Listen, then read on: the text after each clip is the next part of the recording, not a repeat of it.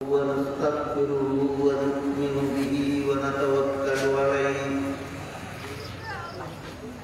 ونعوذ بالله من شرور أنفسنا ومن سيئات أعمالنا من يهده الله فلا مضل له ومن يضلله فلا هادي له ونشهد أن سيدنا ونبينا ومولانا محمدا عبده ورسوله صلى الله تعالى عليه وعلى أما بعد فأعوذ بالله من الشيطان الرجيم بسم الله الرحمن الرحيم قد نعلم إنه ليحزنك الذي يقولون فإنهم لا يكذبونك ولكن الظالمين بآيات الله يجحدون وقال رسول الله صلى الله عليه وسلم كل أمتي يدخلون الجنة إلا من أبى قيل ومن أبى قال من أطاعني دخل الجنة ومن عصاني فقد أبى أو كما قال عليه الصلاة والسلام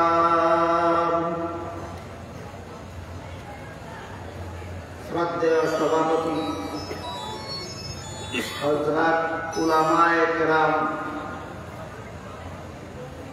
এলাকার সর্বস্তরের মুসলমান ভাইয়েরা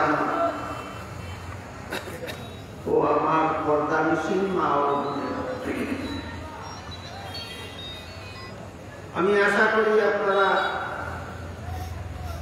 বিজ্ঞাপনে দেখে থাকবেন যে আজকের এই মুবারক সমাবেশ সিরাতুন নবী সম্মেলনের নামে আয়োজিত।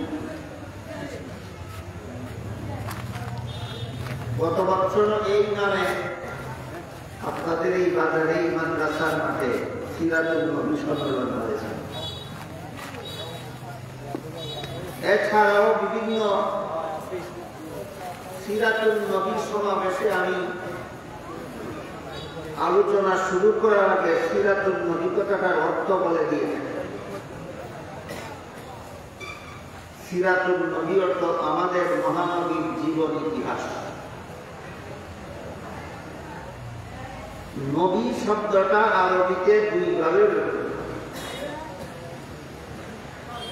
একটা হলো নবিয়্যুন আর একটা হলো আন-নবী। নবিয়্যুন বলতে যে কোনো নবী, কিন্তু আন-নবী বলতে শুধু আমাদের নবীকে।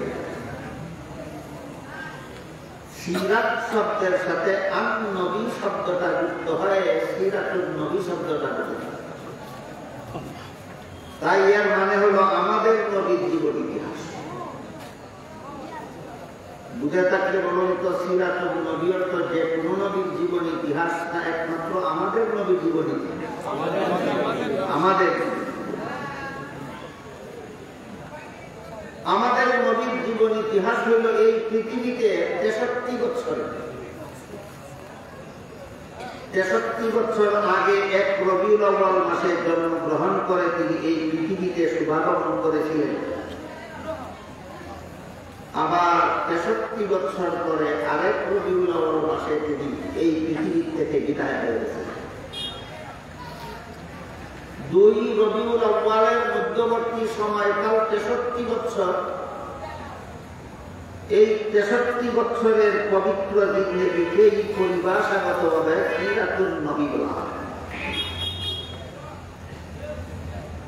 আমাদের নবীর জন্ম থেকে ওফাত পর্যন্ত, ইন্তেকাল পর্যন্ত এই 63 বছরের জীবন ইতিহাসের নাম সিরাতুন নবী। এই সিরাতুন নবী নামের সম্মেলন করার কি দরকার? সিরাতুন নবীর আলোচনার কি দরকার? সিরাতুন নবী শোনার কি দরকার? বুঝার কি দরকার?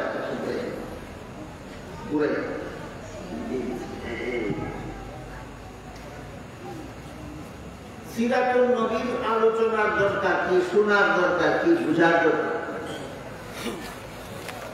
এই প্রশ্নের জবাব এখনো আমার মনে হয় সমাজের অনেকের কাছে অস্পষ্ট। অনেকেই পরিষ্কার ভাবে জানেন না যে সিরাতুন নবীর আলোচনার দরকারটা কি, সিরাতুন নবীর আলোচনা শোনার দরকারটা কি, সিরাতুন নবীর আলোচনা বোঝার দরকার। একটা হাদিসের কথা শুনলে আপনারা এই প্রশ্নের জবাবটা অতি সংক্ষেপে বুঝে দেবেন। হযরত আয়েশা রাদিয়াল্লাহু তাআলা আনহা, নবীর বিবি আর সমস্ত মুমিন মুসলমানের আধ্যাত্মিক মা। আমরা যে মায়ের গর্ভ থেকে ভূমিষ্ঠ হয়েছি তিনি হলেন আমাদের গর্ভধারিণী মা। আর নবীর বিবিগণকে আল্লাহ বলেছেন সারা দুনিয়ার সমস্ত মুমিন মুসলমানের মা, আধ্যাত্মিক মা। বুঝা থাকে বলেন তো, নবীর বিবি আয়েশা কি আমাদের গর্ভধারিণী মা না আধ্যাত্মিক? হযরত আয়েশা রাদিয়াল্লাহু তাআলা আনহা নবীর বিবি, সারা দুনিয়ার সমস্ত মুসলমানের আধ্যাত্মিক মা। হযরত আয়েশা রাদিয়াল্লাহু আনহাকে একজন সাহাবী জিজ্ঞাসা করেছিলেন নবীর চরিত্র কি ছিল, আমাদের নবীর চরিত্র। আয়েশা রাদিয়াল্লাহু আনহা প্রশ্নের সরাসরি জবাব না দিয়া পাল্টা জিজ্ঞাসা করে, তোমরা কি কোরআন পড়ো না? প্রশ্নকারী সাহাবী বলেন কোরআন পড়েছি। তখন আয়েশা রাদিয়াল্লাহু আনহা বলেন 30 পারা কোরআনে আল্লাহ যা কিছু বলেছেন সবটুকুই ছিল আমাদের নবীর চরিত্র। সুবহানাল্লাহ। 30 পারা কোরআন যদি আমাদের নবীর চরিত্র হয়ে থাকে, তাহলে কোরআন শোনার যে দরকার, সিরাতুন নবী শোনার সেই দরকার। কোরআন বুঝার যেই দরকার, সিরাতুন নবী বুঝার সেই দরকার। কোরআনের আলোচনার যেই দরকার, সিরাতুন নবীর আলোচনার সেই দরকার। কোরআন এমন একটা জ্ঞানের ভান্ডার,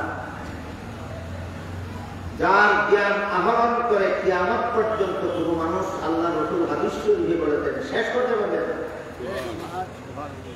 কোরআনের জ্ঞান অর্জন করতে করতে কেউ কোনদিন শেষ করতে পারবে না। তবে যে যতই অর্জন করবে ততই উপকারিতা। ঠিক তেমনি ভাবে সিরাতুন নবীর আলোচনা করে শেষ করা যাবে না, কিন্তু যতই আমরা শুনবো, যতই বুঝবো, ততই আমাদের উপকার। এই সিরাতুন নবীর 63 বছরের জীবন ইতিহাসের যে অংশ না শুনলে, না বুঝলে কোন ফরজ আমল করা সম্ভব হবে না। সিরাতুন নবীর সেই অংশের আলোচনা করা ফরজ। সিরাতুন নবীর যে অংশের আলোচনা না বুঝলে কোন ওয়াজিব আমল করা সম্ভব হবে না, জানা যাবে না। সেই অংশের আলোচনা করা এবং শোনাও ওয়াজিব। সিরাতুন নবীর যে অংশের আলোচনা না শুনলে কোন সুন্নাত আমল শেখা যাবে না, সেই অংশের আলোচনাও শোনা। তিনটা উদাহরণ শোনা। আপনাদের জানা মতে মুসলমানদের জন্য দৈনিক 5 বেলার নামাজ ফরজ কিনা? ফরজ। কিভাবে পড়বেন? হাদিস শরীফে আল্লাহ রাসূল বলেন, সল্লু কামা রাআইতুমুনি উসাল্লি। আমাকে যেভাবে নামাজ পড়তে দেখো তোমরা সেভাবে নামাজ। আমি বুঝে থাকি বলুন তো, নবী উম্মত কিয়ামত পর্যন্ত 5 বেলার ফরজ নামাজ কিভাবে পড়বে? যেভাবে নবী পড়ছিলেন সেভাবে। ঠিক। 5 বেলার ফরজ নামাজ কিভাবে পড়বে? যেভাবে নবী পড়ছিলেন সেভাবে। আর নবী কিভাবে 5 বেলার ফরজ নামাজ পড়ছেন এটা নবীর জীবন ইতিহাস ছাড়াই শেখা যাবে না জীবন ইতিহাসে লাগবে? তাহলে জীবন ইতিহাসের যে অংশ, সিরাতুন নবীর যে অংশ আলোচনা করলে 5 বেলার ফরজ নামাজ কিভাবে পড়তে হবে শেখা যাবে, ওই অংশ আলোচনা করাও ফরজ, শোনাও ফরজ, বুঝাও ফরজ। এবার বলেন আপনারা, দৈনিক 2টা ঈদ আছে মুসলমান, বাৎসরিক দৈনিক না বাৎসরিক। মুসলমানের বাৎসরিক 2টা ঈদ আছে, একটা ঈদুল ফিতর, একটা ঈদুল আযহা।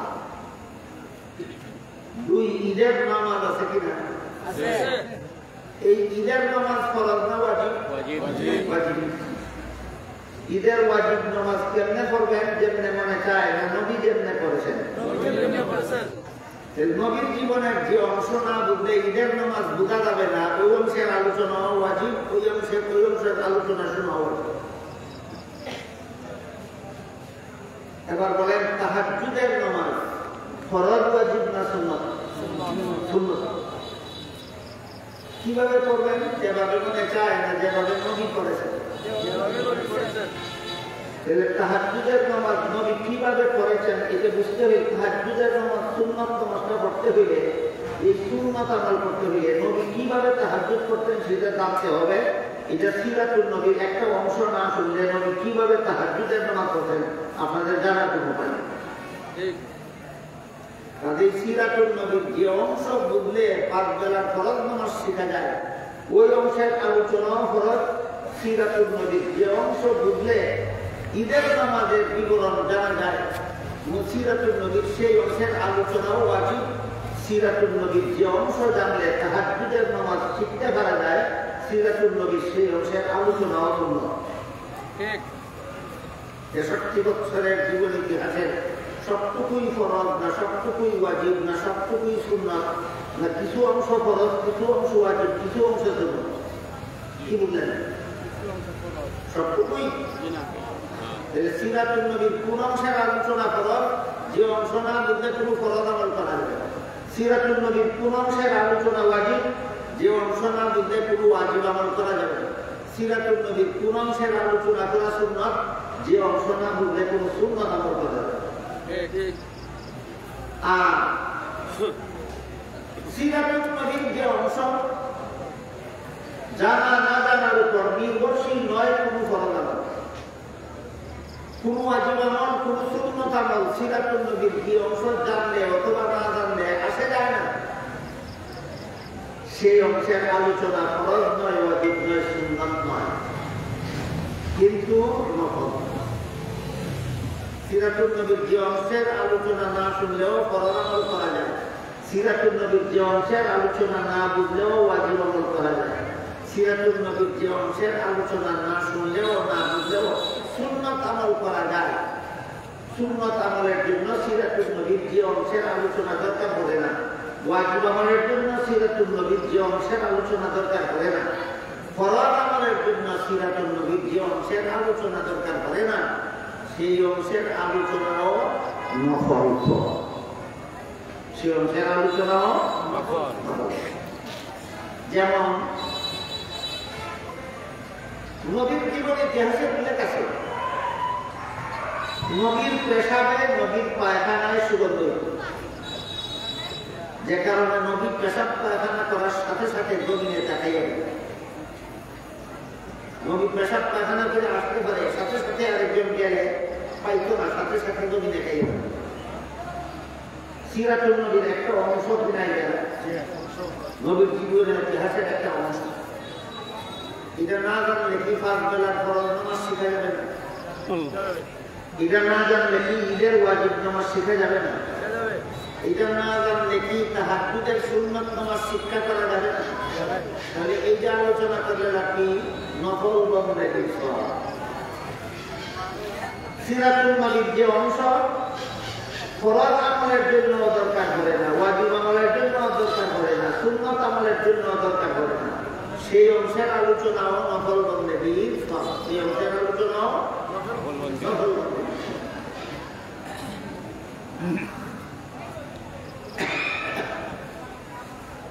এতটুকু কথা বুঝলে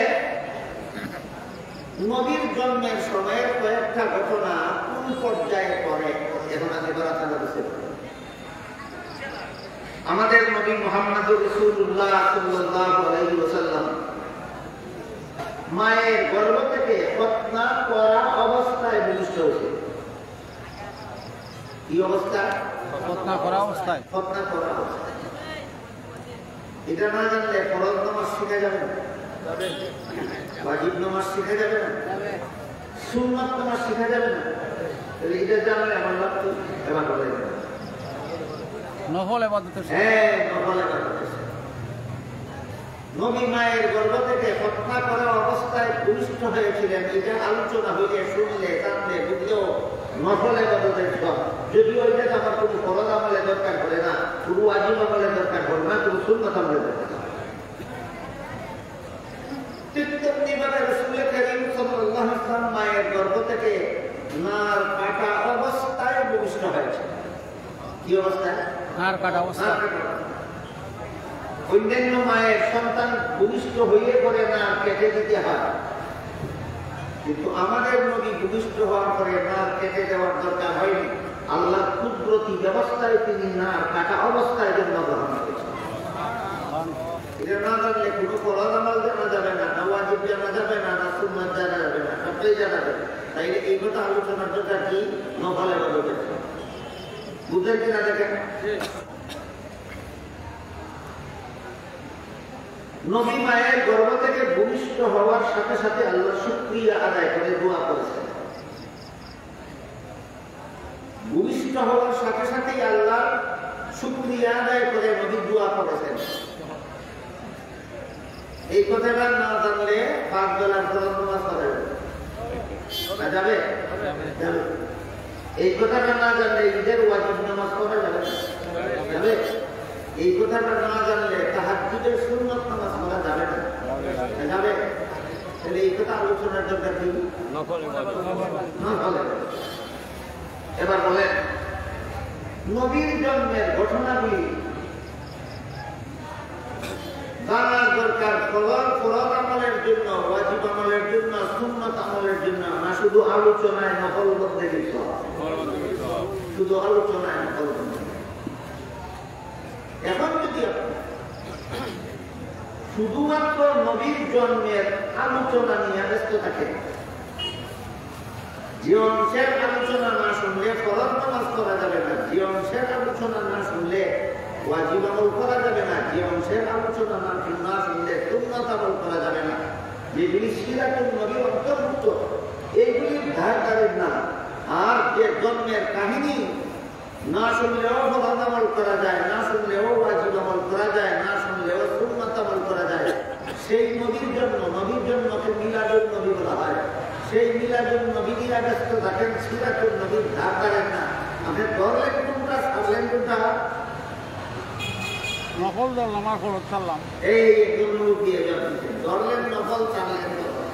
ধরলেন নফল, ছাড়লেন। কেতটা বড় বুদ্ধিমান যারা নফল দিলে ফরজ ছেড়ে দেয়। তারা ওই লোকটার মতো বুদ্ধিমান যারা নফল ধরে ফরজ ছাড়ে। যে লোকে ওয়াক্ত ছিল ফাঁকিবাগে নামাজ পড়লে অনেক বেশি সওয়াব পাওয়া যায়। এইসব এই জন্য আমাদের সময় পরনের লুঙ্গিটা কিনলেই ফাঁকিলে নামাজ পড়ে। বলেন লুঙ্গি কুইলা ভাবি মানলে নামাজ হয় না। যেমন ভাবে লুঙ্গি কুইলা ভাবি মানলে ফাঁকি সব পরিবর্তনের কথা তোমার নামাজই হবে না, তেমনি হবে সিরাতুন নবীর ফরজ ওয়াজিব সুন্নাতের আলোচনা বাদ দিয়া মিলাদুন নবীর নফল যোগ্য বাদ দিয়া নাচানাচি করলে তোমার ইসলাম হবে না। নারে তাকবীর, নারে তাকবীর, আল্লাহু আকবার। দিন ইসলাম, দিন ইসলাম, জিন্দাবাদ, জিন্দাবাদ। আল্লামা নুরুল ইসলাম সাহেব অলিপুরি, জিন্দাবাদ, জিন্দাবাদ। ইত্তেহাদুল উলামা, জিন্দাবাদ। নারে তাকবীর। আমাদের সমাজে কতগুলি আলোচনা হয় ছোট কতগুলি কাজ হয় ঘুষে নয়, জুসে। ঘুষে না জুসে? জুসে। আমাদের সমাজে নবীকে কেন্দ্র করে যে সমস্ত কাজ জুসের তেলায় হয়, সাথে হুশ থাকে না, এর মধ্যে তিনটা বিষয় আমি আপনাদের সামনে তুলে ধরব। 1 নম্বর বিষয় হল নবীর জন্য উপলক্ষে আনন্দ করা। নবীর জন্য উপলক্ষে আনন্দ করা, এটা মূল বিষয়টা আমার ভাষায় বলব। আমি যদি এই নবীর জন্য উপলক্ষে আনন্দ করাকে আপনি যদি নাম দেন ঈদে মিলাদুন নবী দিতে পারেন, এটা আপনার কথা। কিন্তু মনে রাখতে হবে আপনার নবী বলে গেছেন মুসলমানের ঈদ 2টা বছর। মুসলমানের ঈদ একটা ঈদুল ফিতর, একটা ঈদুল আযহা। আপনি যদি প্রতি বছর 12ই রবিউল আউয়ালে আরেকটা ঈদে মিলাদুন নবী করেন আর নাম দেন নবীর জন্য উপলক্ষে আনন্দ, এটার নাম যদি ঈদে মিলাদুন নবী। নবীর জন্য উপলক্ষে আনন্দ প্রকাশ করতে গিয়া এই দিনটাকে ঈদ বানাতে হবে, এটা তুমি বুঝলে তোমার নবী বুঝলেন না কেন? তুমি এত বড় বুঝলে কেন? তুমি নবী থেকে গেছি বুঝো কেন? নবী কেন উম্মতকে বললেন না এই উম্মত আমার, যেভাবে তোমরা ঈদে ঈদুল ফিতর পালন করবে, যেভাবে তোমরা ঈদুল আযহা পালন করবে, ঠিক সেইভাবে তোমরা ঈদে মিলাদুন নবী পালন করবে। 3 নম্বরটা নবী বলেন না কেন? তুমি না বলতে তুমি বুঝো কেন? তুমি নবী থেকে বড় বুঝদার হলে কেন?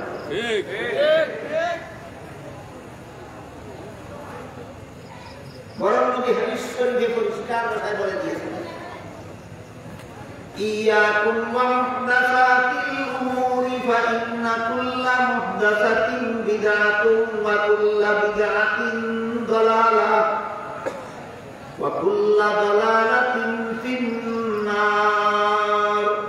সাবধান আমার উম্মত মুসলমানেরা, ইসলাম ধর্মের কাজ মন গড়া যুক্তি দিয়া করবা না। সাবধান, ইসলাম ধর্মের কাজ শরীয়তের দলিল দ্বারা প্রমাণ হতে হবে। মন গড়া যুক্তি দিয়ে ইসলাম ধর্মের কাজ হয় না শরীয়তের দলিল দিয়া? এবার বলেন শরীয়তের দলিল মতো মুসলমানের বাৎসরিক ঈদ কটা? তুমি 3 নম্বরটা করছো যে শরীয়তের দলিল নাই, দলিলে নাই, এটা তোমার মন গড়া। রাসূল বলেন ধর্মের নামে এমন মন গড়া কাজের নাম ওই বেদাত, আর বেদাত যারা করে তারা জান্নাতের পথ হারায়, জান্নাতের পথ হারায় যারা তাদের জাহান্নামে যেতেই হবে।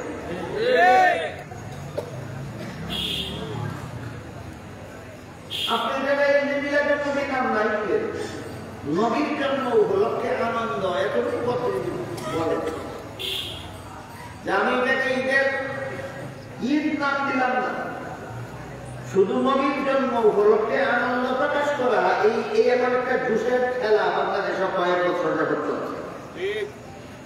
এটা একটা জুস, নবীর জন্য উপলক্ষে আনন্দ। নবীর জন্য উপলক্ষে আনন্দ করার পর সিরাতুন নবীর ওই আদর্শ, কোন আদর্শ যে অংশ না জানলে ফরজ আমল করা যায় না, যে অংশ না জানলে ওয়াজিব আমল করা যায় না। সিরাতুন নবীর যে অংশ না জানলে সুন্নাত আমল করা যায় না, সিরাতুন নবীর ওই অংশের ধারে না, শুধুমাত্র নবীর জন্য নিয়ে আনন্দ করে। এই আনন্দের দ্বারা যদি জাহান্নাম থেকে বাঁচা যেত, তাহলে জগৎবাসীর আগে আবু লাহাব জাহান্নাম থেকে বাঁচতে পারত। এবার শুনুন কি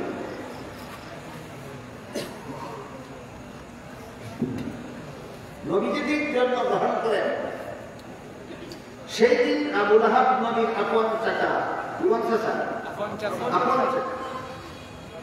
নবীর বাবার আপন ভাই আবু লাহাব। আবু লাহাবের বান্দির নাম ছিল সুয়াইবা। আবু লাহাবের বান্দি সুয়াইবা আবু লাহাবকে যখন নবীর জন্মের সংবাদ দিল, আবু লাহাব নবীর জন্মের সংবাদে আনন্দিত হইয়া 2 আঙ্গুল দিয়া ইশারা করে বান্দিকে চিরজীবনের জন্য স্বাধীন করে দেয়। বান্দি আজাদ করে দিল আবু লাহাব।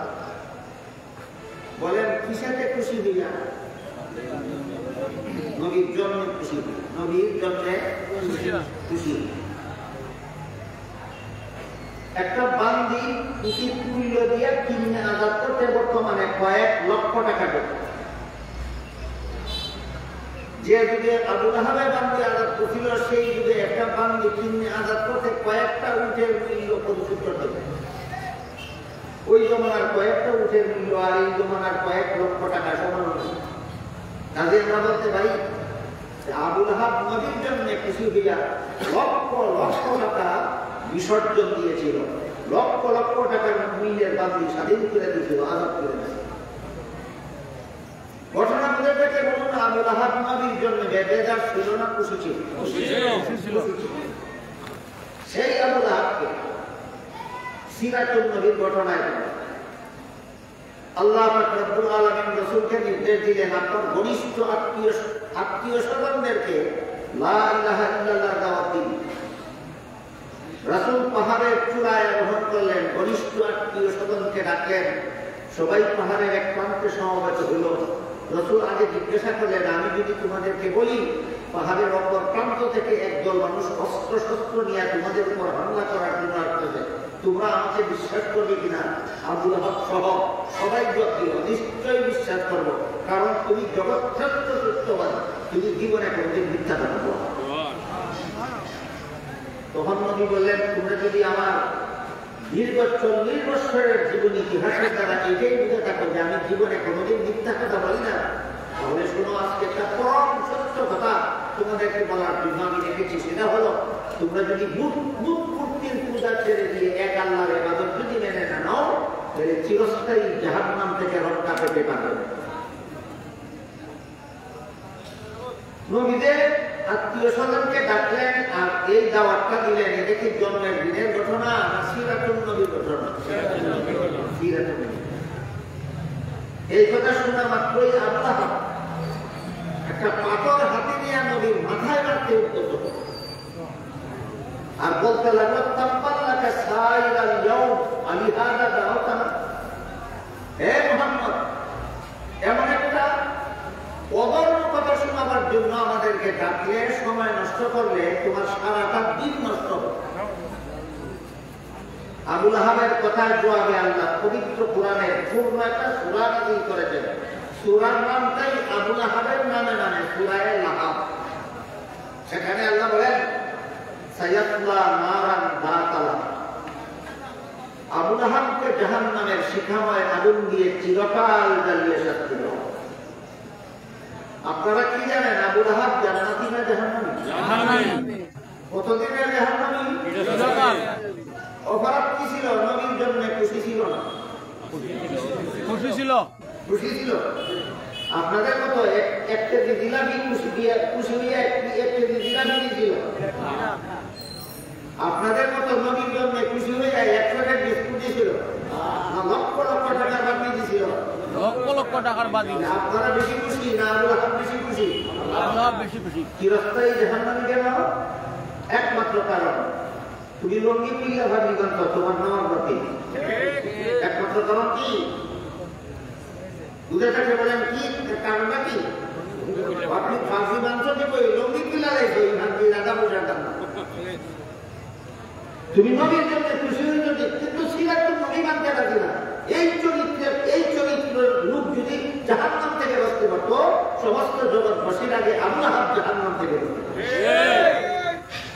এইরকম চরিত্র কিয়ামত পর্যন্ত যাদের হবে, পরকালে আবু লাহাব যাবে যেখানে তারাও যাবে সেখানে।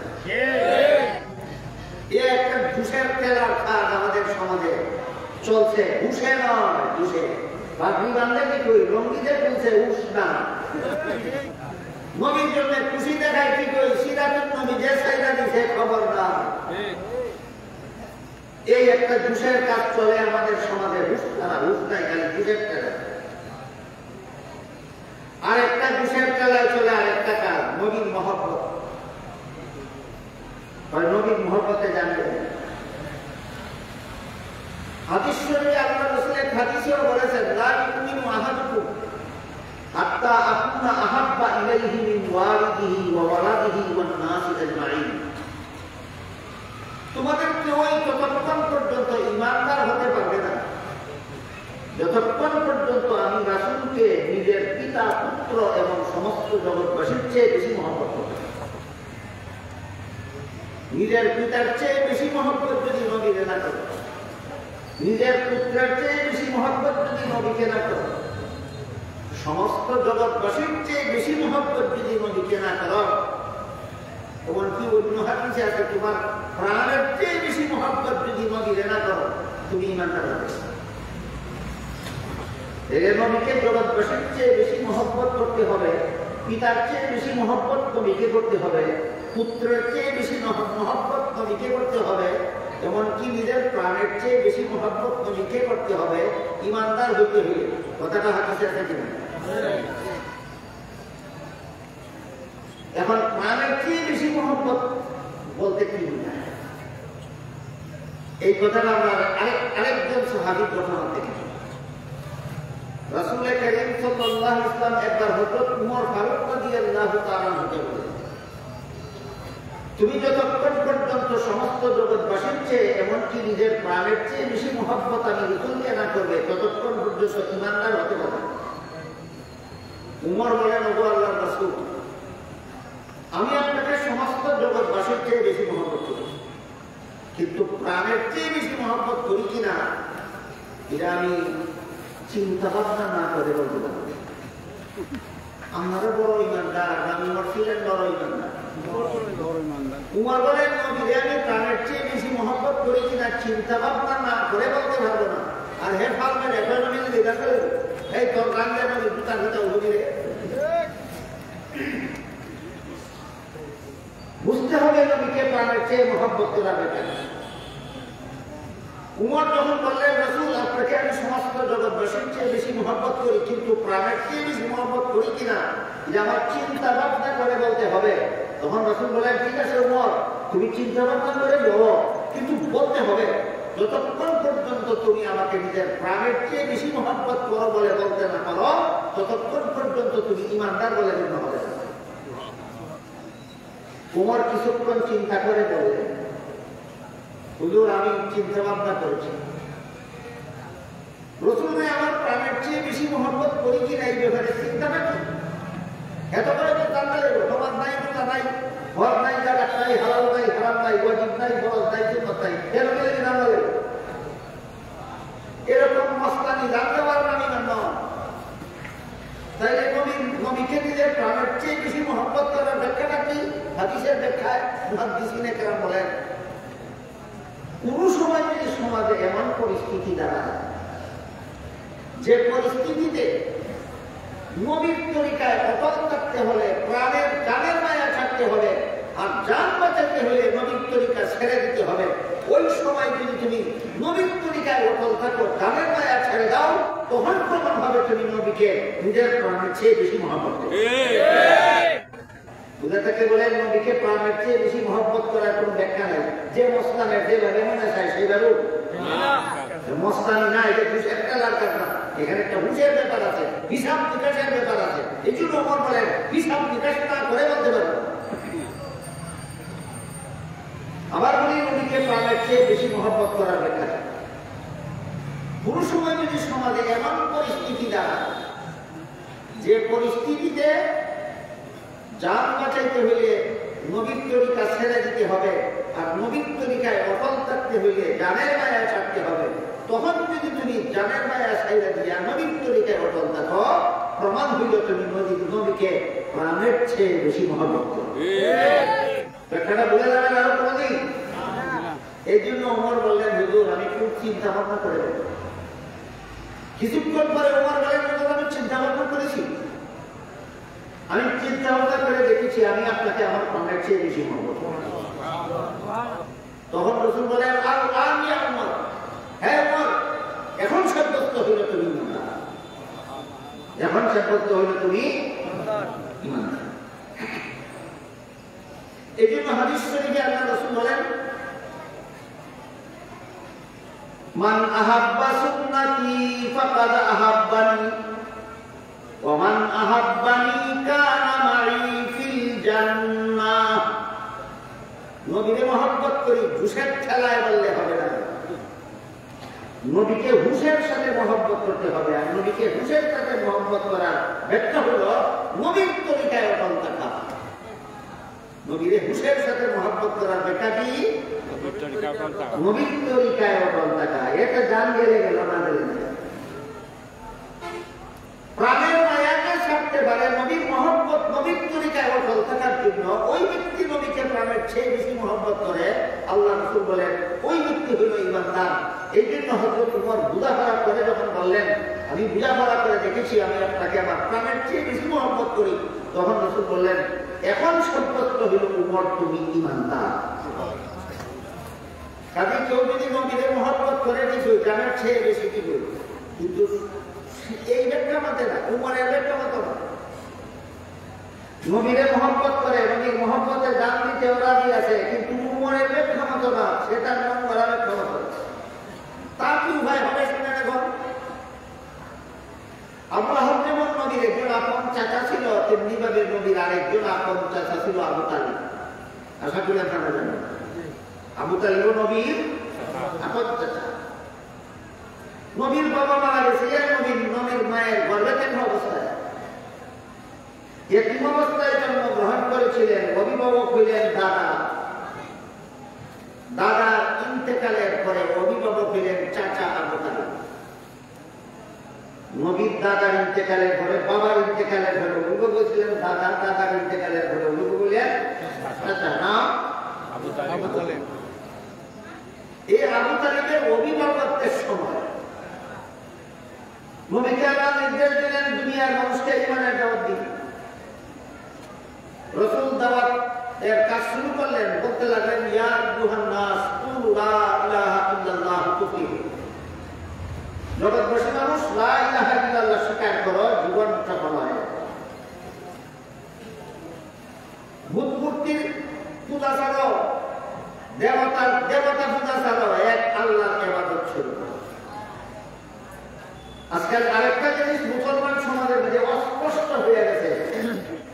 এই অস্পষ্টতার কারণে যত রকমের বিভ্রান্তি আর ভুল বুঝাবুঝি দিয়ে মুসলমান সমাজটাকে ছাইয়া ফেলছে। সেটা হলো ইবাদত কাকে বলে আর পূজা কাকে বলে, পার্থক্য বুঝে না মুসলমান।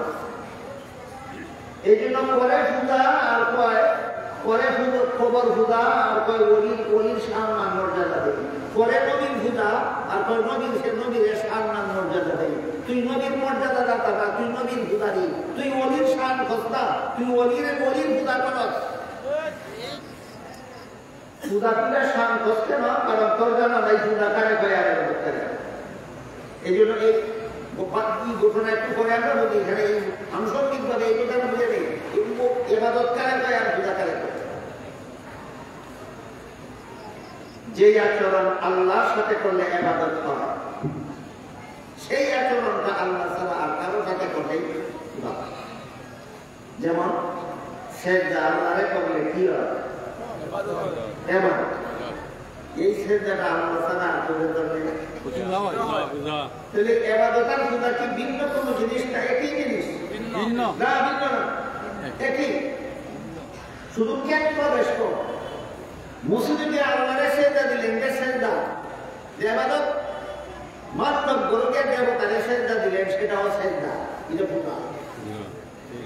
এখানেও সেজদা দিলেন, সেখানেও সেজদা দিলেন, দুটোই সেজদা। একটা সেজদা ইবাদত কেন আর একটা সেজদা পূজা কেন? তার কারণ হলো যেই কাজ আল্লাহর সাথে করলে ইবাদত হয়, সেই কাজটাই অন্যদের সাথে করলে পূজা হয়। এখন বলেন সেজদার নাম ইবাদত আর পূজা অন্য কিছুর নাম না? সেজদাই। যেই সেজদা ইবাদত, সেই সেজদা পূজা কেন? সেজদা যদি আল্লাহকে করা হয় তখন এটার নামে ইবাদত, সেজদা যদি দেবতাকে করা হয় তখন এটার নামে পূজা। কেউ যদি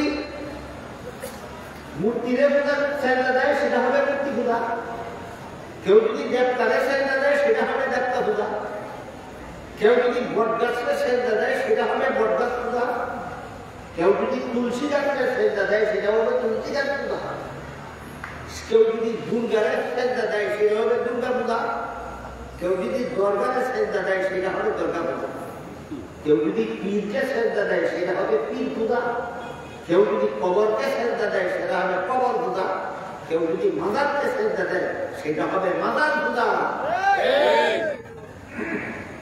সেজদাটা উদাহরণ স্বরূপ হলো। এই এইভাবে যত কাজ আল্লাহর সাথে করলে ইবাদত হয় সবগুলি অন্য কারোর সাথে করলে বিদআত হয়। আল্লাহর কাছে দোয়া করলে ইবাদত হয়, মাজার গিয়েছে দোয়া করলে মাজার পূজা হয়। আল্লাহর কাছে দোয়া করলে কি হয়? ইবাদত। মাজারের বাবার কাছে গিয়ে সন্তান চাইলে কি হয়? কি পূজা?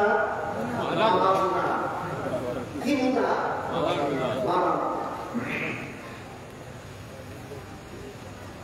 আল্লাহর ঘরে তোয়াফ করলে ইবাদত হয়, পীরের মাজারে তোয়াফ করলে পূজা হয়। বুঝেন কি কথা? দেখেন, আল্লাহর ঘরে তোয়াফের নাম ইবাদত। আল্লাহর ঘরে তোয়াফ করে নি আমরা, আল্লাহর ঘরে তোয়াফ করে নি। আল্লাহর ঘরে তোয়াফের নাম ইবাদত, মাজারের তোয়াফের নাম পূজা। কি পূজা? মাজার পূজা। ঠিক তেমনি ভাবে কেউ যদি আল্লাহর ওলির সাথে আল্লাহর মতো ব্যবহার করে, এটা হলো ওলি পূজা। কেউ যদি নবীর সাথে আল্লাহর মতো ব্যবহার করে সেটা হবে নবী পূজা। যেমন সহিহ বুখারী শরীফের বর্ণিত এক হাদিসে রাসূল করিম সাল্লাল্লাহু আলাইহি ওয়াসাল্লাম বলেন, লা তুত্রুনি কারাতিন নাসারা ঈসা ইবনে মারইয়াম ফা ইন্নী আব্দুল্লাহি ওয়া রাসূলুহু ওয়ালাকিন কুলু আব্দুল্লাহি ওয়া রাসূলুহু আও কামা ক্বালা আলাইহিস সালাতু ওয়াস সালাম। অর্থাৎ রাসূল বলেন, হে আমার উম্মত মুসলমানেরা, খ্রিস্টানেরা যেভাবে তাদের নবীকে শান মান মর্যাদা দেওয়ার নামে আল্লাহর সাথে শরীকদের সাব্যস্ত করেছিল। খ্রিস্টানরা কারে আল্লাহর শরীক করেছিল? ঈসা নবীরে। অপমানের নামে না শানের নামে? নবীরে শান দেওয়ার নামে আল্লাহর সাথে শরীক বানাইছে, বানাইয়া আল্লাহর ইবাদতের পরিবর্তে নবী পূজা প্রচলন করেছে। আমাদের নবী বলেন, আমার উম্মতরা তোমরা এইভাবে আমার শান দেওয়ার নামে নবী পূজা শুরু করো না। এই জন্য আমাদের নবীর ইন্তেকালের পর হঠাৎ করে যে নবী ইন্তেকাল করেছেন, মুসলমান সমাজে খবরটা ছড়িয়ে গেছে। হযরত উমর ফারুক রাদিয়াল্লাহু তাআলা ভাবলেন, নবী মনে হয় আল্লাহর জ্ঞানের মধ্যে। কেউ যদি গভীরভাবে আল্লাহর জ্ঞানে মগ্ন থাকে তাহলে নড়াচড়া থাকে না, এদিক সেদিক তাকায় না, কোনো কথা বলে না, নড়াচড়া করে না। সাহিত্য অবস্থায় যদি কেউ আল্লাহর ধ্যানে মগ্ন হয়, যেহেতু হাত পাও লড়ে না, টুকো লড়ে না, চৌকো লড়ে না, তাহলে কোনো মানুষের ভুল বুঝতে পারে যে তখন মারা গেছে। হযরত উমর এরকম ভুল বুঝলেন। নবীর ইন্তেকালের পরে উমর ভুল বুঝলেন, নবী মনে হয় আল্লাহর জ্ঞানে মগ্ন আছেন, আর মানুষের ভুল বুঝে বুঝেছে নবী মারা গেছেন। এই জন্য হযরত উমর তরবারি নিয়ে দাঁড়িয়েছেন, দাঁড়িয়ে বললেন, যে বলবেন নবী মারা গেছেন তার হাত দেন। হযরত উমর আসলেই যে মারা গেছেন বুঝে করলেন, এই বুঝে ঘোষণা করলেন না ভুল বুঝে? হযরত আবু বকর সিদ্দিক রাদিয়াল্লাহু আনহু টের পেলেন যে উমর তো ভুল বুঝে আমাদের দেখে বিভ্রান্তি চলে গেছে। আনসার মুহাজির সমস্ত সাহাবায়ে কেরামদেরকে বসাইয়া হযরত আবু বকর সিদ্দিক রাদিয়াল্লাহু তাআলা আনহুকে ভাষণ দিলেন। সেই ভাষণে হযরত আবু বকর বললেন, মান কানা ইয়াবুদু মুহাম্মাদান ফালইয়ালাম আন্না মুহাম্মাদান ক্বাদ মাত ওয়া মান কানা ইয়াবুদুল্লাহা ফালইয়ালাম আন্নাল্লাহা হাজ্জুন কাইয়্যুমুন লা ইয়ামুত। আবু বকর বলেন, তোমরা যদি কেউ মুহাম্মদুর রাসূলুল্লাহর পূজা করে থাকো, পূজা কেন নেই? আল্লাহর জীবন কোনোদিন মরণ নাই, রাসূলের কোনোদিন মরণ নাই যদি মনে করো, তাহলে তুমি রাসূলকে আল্লাহর সাথে শরীক জানাইছো। যে বিশ্বাস আল্লাহর ব্যাপারে করার কথা, এই বিশ্বাস তুমি নবীর ব্যাপারে করছো, তুমি নবী পূজা করো। কথাটা একটা গভীর মনোযোগ দিয়ে শোনো। চিরকাল জীবিতকে বুঝে না একমাত্র বলুন, চিরকাল জীবিত আল্লাহ ছাড়া যত প্রাণী আছে, যত দেহের মধ্যে প্রাণ আছে, আল্লাহ পরিষ্কার ভাষায় কোরআনে বলেছেন কুল্লু নাফসিন যায়িকাতুল মাউত, সমস্ত প্রাণী মরণশীল। আবার কেউ কি বলেন নবীর কথা আলাদা, এমন ফাঁক আল্লাহ কোরআনে রাখছেন না। আরেক আয়াতে আল্লাহ নবীর সম্বোধন করে বলছেন ইন্নাকা মাইয়িতুন ওয়া ইন্নাহুম মাইয়িতুন। হে মুহাম্মদ রাসূলুল্লাহ, আপনিও মরণশীল, তারাও মরণশীল। বলেন আল্লাহ নিজেকে বলছেন চিরকাল জিন্দা, আল্লাহু লা ইলাহা ইল্লা হুয়াল হাই। আয়াতুল কুরসি জানেন কি? আল্লাহু লা ইলাহা ইল্লা হুয়াল হাইয়্যুন, চিরকাল জিন্দা। আল্লাহর এক নাম আছে হাইয়্যুন, এর অর্থ চিরকাল জিন্দা। আল্লাহ বলেন আমি চিরকাল জিন্দা, নবী মরণশীল, তোমরাও মরণশীল। এখন যদি কেউ বিশ্বাস করে নবীও চিরকাল জিন্দা, আল্লাহরে চিরকাল জিন্দা বিশ্বাস করলে হয় ইবাদত, নবীকে চিরকাল জিন্দা বিশ্বাস করলে হয় পূজা। কি পূজা?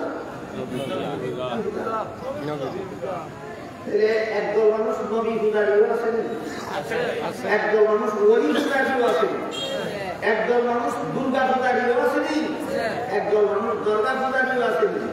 পূজারির দলে যদি বলেন পূজা সেটে, কারণ সূর্যে সুর কইলে সেটে, সূর্যে সুর কইলে সেটা কেন?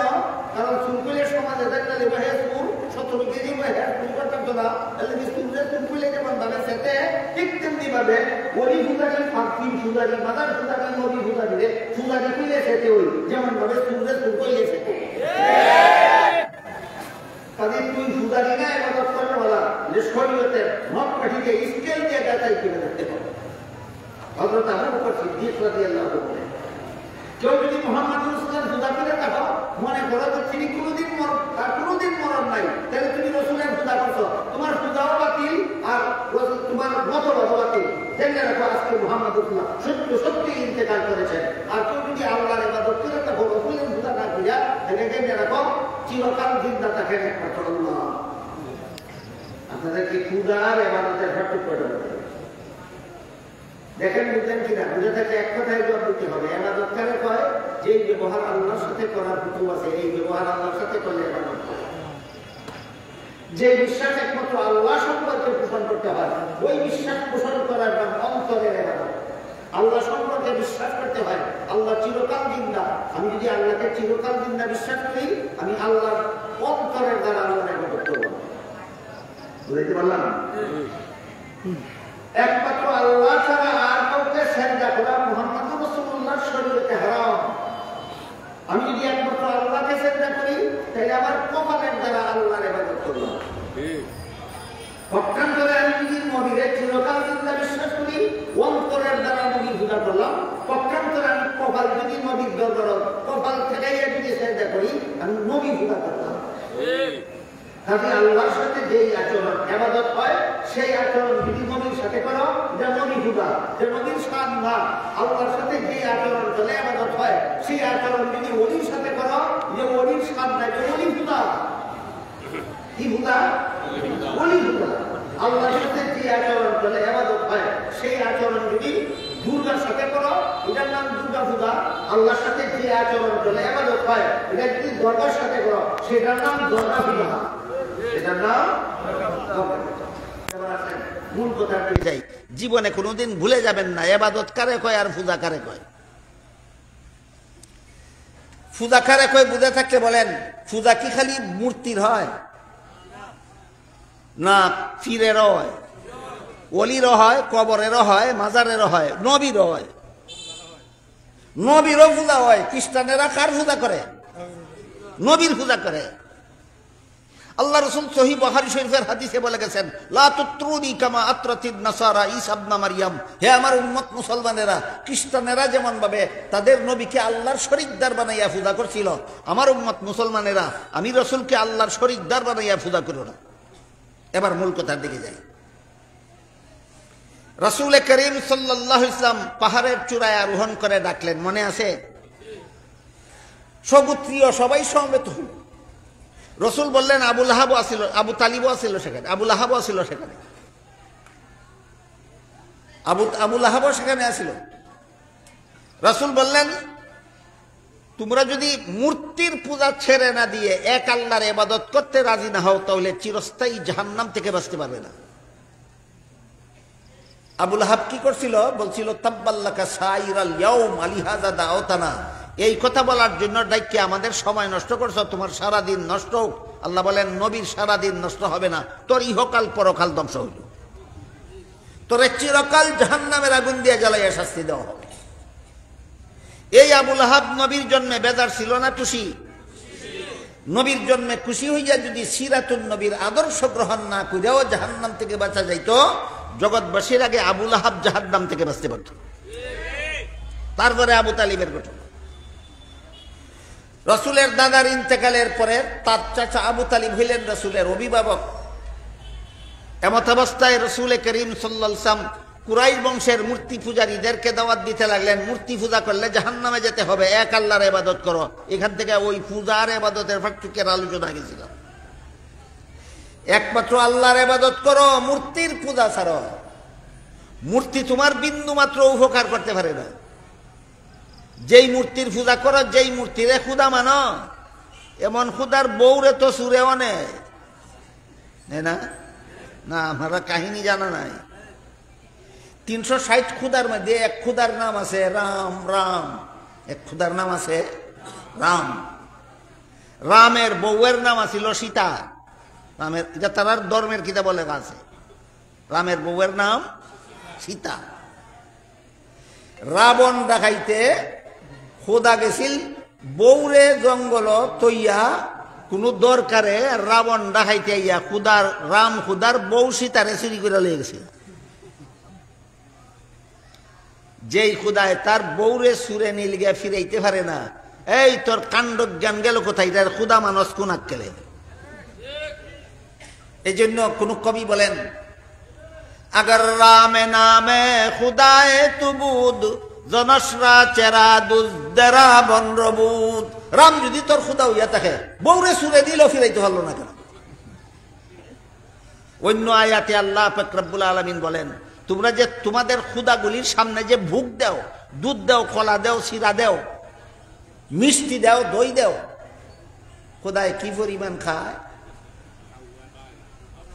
খাওয়া তো একটা দরবার মতো একটা জন্য, মাছিও খায়। খোদার খানা যখন মাছিয়া খায়, তখন খুদা মাছি খেদাইব দূরের কথা, মাছিরে কইতে পারে এই মাছি খাইস নাই তা আমার।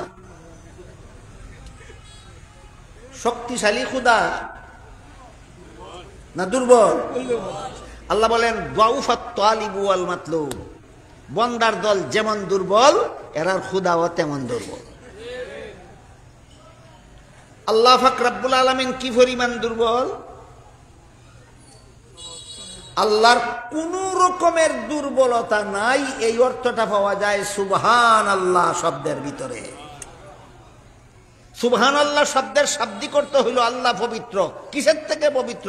সকল প্রকার দুর্বলতার থেকে পবিত্র, সকল প্রকার অক্ষমতার থেকে পবিত্র, সকল প্রকার পরমুখাপেক্ষিতার থেকে পবিত্র।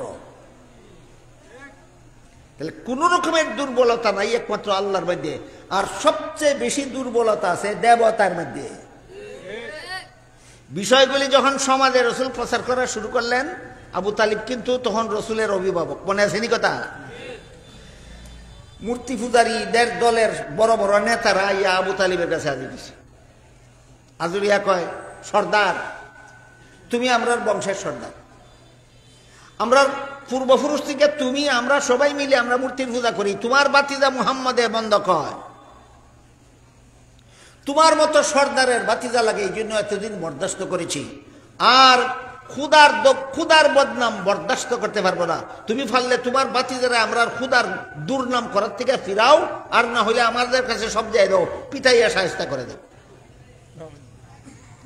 আবু তালিব রসুলকে বললেন, বাতিজা তোমার সামনেই এরা আমার কাছে তোমার বিরুদ্ধে বিচার দিল, হয়তো তুমি মূর্তির নিন্দাবাদ ছেড়ে দাও, মূর্তির মন্দ কইও না, আর না হয় এরা তোমার পিটাইয়া সাহায্য করবে বলেছে। রসুল আবু তালিবের কথার কোনো জবাব না দিয়া কাঁদতে লাগলেন। রসুলের চোখে পানি দেখিয়া আবু তালিব কয়, বাতিজা আমার কথার কোনো জবাব না দিয়া তুমি কান্দা শুরু করছো, কোন দুঃখে কান্দ বলো? আমি তোমার মহব্বতে জান দিতে রাজি আছি, কিন্তু তোমার চোখের পানি বরদাস্ত করতে রাজি না। কাহিনী বুঝে থাকলে বলেন, আবু তালিব নবীরে মহব্বত করতনি কি পরিমাণ? জানের চেয়ে বেশি। উমরও নবীকে মহব্বত করতেন কিনা? কি পরিমাণ? দুই মহব্বতে বেশ কম আসেনি। এইটা হইল বুঝার ব্যাপার। এই কথাটা সমাজে আলোচনা হয় না, বেশিরভাগ সরল মুসলমানে জানে না। এই জন্য মহব্বতের দোহাই দিয়া মস্তানের দল আবু তালিব মার্কা মহব্বত দেখায় সমাজে।